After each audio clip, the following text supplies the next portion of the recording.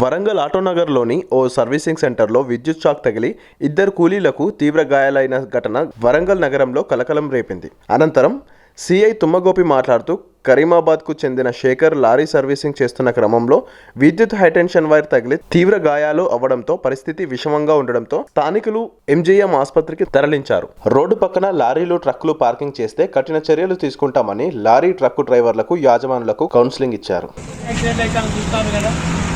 ఒక యాక్సిడెంట్ అయినా అందరం తీసుకుపోయి లోపడేస్తాం మీ ఇష్టం. తర్వాత నాకు ఈ రోడ్డు మీద ఒక్కరు కూడా ఇది హైవే, ఇది మీరు లోపల ఎక్కడ పెట్టుకుంటే నాకు సంబంధం లేదు. ఓకేనా? టెన్షన్ వైర్ కింద ఒక టిప్పరు పెట్టడం వల్ల ప్రమాదానికి గురై ఇద్దరు ఆటోనగర్ కార్మికులు హాస్పిటల్లో చికిత్స పొందుతున్నారు.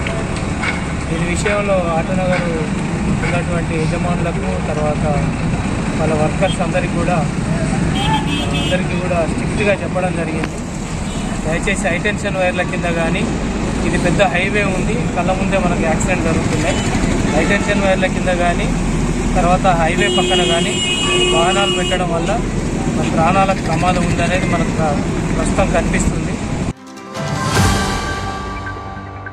మహాశివరాత్రి పర్వదినాన్ని పురస్కరించుకొని ఈ నెల 8వ తేదీన హనుమకొండలోని హైగ్రీవచారి గ్రౌండ్స్ లో ఇండస్ ఫౌండేషన్ ఆధ్వర్యంలో సాంస్కృతిక సమ్మేళనం ఏర్పాటు చేయడం జరిగిందని Indus foundation chairman Rakesh Reddy తెలిపారు. వరంగల్ నగరంలోని ఓ ప్రైవేటు హోటల్లో ఏర్పాటు చేసిన మీడియా సమావేశంలో ఇండస్ ఫౌండేషన్ ఆధ్వర్యంలో మహాశివరాత్రి పర్వదినం రోజున ఏర్పాటు చేయనున్న కార్యక్రమాలపై గోడ పత్రికను ఆవిష్కరించారు. 4 సంవత్సరాల నుండి ఇండస్ ఫౌండేషన్ ద్వారా మహాశివరాత్రి నాడు ఆధ్యాత్మిక కార్యక్రమాలు ఏర్పాటు చేయడం జరుగుతుందని, ప్రతి సంవత్సరం లాగా భక్తులు పెద్ద సంఖ్యలో హాజరై విజయవంతం చేయాలని, వరంగల్ అంటే ఆధ్యాత్మిక నగరమని, ఇక్కడ పరమశివుడు కొలువై ఉన్న ప్రదేశమని అందుకు నిదర్శనమని అన్నాడు. కాకతీయులు ఓరుగల్లును రాజధానిగా చేసుకుని సుపరిపాలన అందించారని, ఇంతటి గొప్ప శైవ నగరంలో ఉండటం మనందరి అదృష్టమని ఇండస్ ఫౌండేషన్ ద్వారా ఈ సంవత్సరం మహాశివరాత్రి పర్వదినం నాడు ప్రత్యేక కార్యక్రమాలు ఏర్పాటు చేశామని, భక్తులకి కూడా ఎలాంటి ఇబ్బందులు లేకుండా అన్ని ఏర్పాట్లు చేస్తామని Indus foundation chairman Rakesh Reddy తెలిపారు.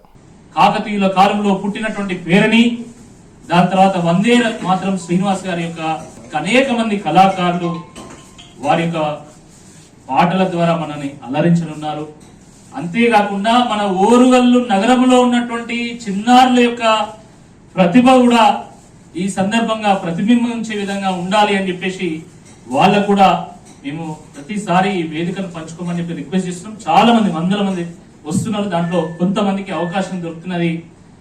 ఎంత అద్భుతమైనటువంటి విషయం అంటే, గతంలో ఈ వేదికను ఉపయోగించుకొని ప్రదర్శన ఇచ్చినటువంటి ఈ చిన్నారులు ప్రధానమంత్రి చేతుల నుండి, రాష్ట్రపతి చేతుల నుండి పురస్కారాలు అందుకున్నారు. అంటే ఒక మంచి వేదిక అయింది.